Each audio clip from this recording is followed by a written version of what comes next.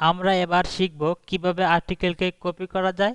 প্রথমে article manager, এখান থেকে যে আর্টিকেলটি কপি করব সেটিকে সিলেক্ট করে কপি বাটনে ক্লিক, কপি।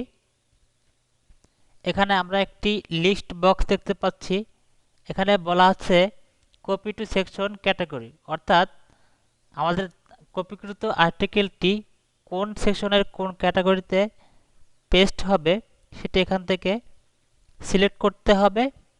আমি এখানে দ্য নিউজ অর্থাৎ নিউজ সেকশনের নিউজ ক্যাটাগরিতে পেস্ট করব।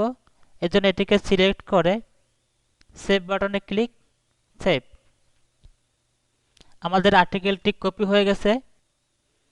এবার আমরা শিখব কিভাবে আর্টিকেলকে অন্য সেকশনে এবং ক্যাটাগরিতে মুভ করানো যায়। প্রথমে আর্টিকেল ম্যানেজারে আসতে হবে এবং এখান থেকে যে আর্টিকেলটি মুভ করাবো সেটিকে সিলেক্ট করে মুভ এই বাটনে ক্লিক। এখানে আমরা একটি লিস্ট বক্স দেখতে পাচ্ছি।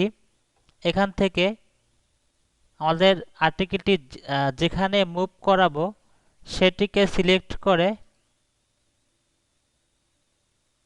সেভ বাটনে ক্লিক।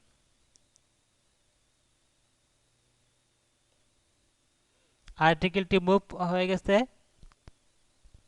6.4 টপিকটি এখানেই সমাপ্ত। আল্লাহ হাফেজ।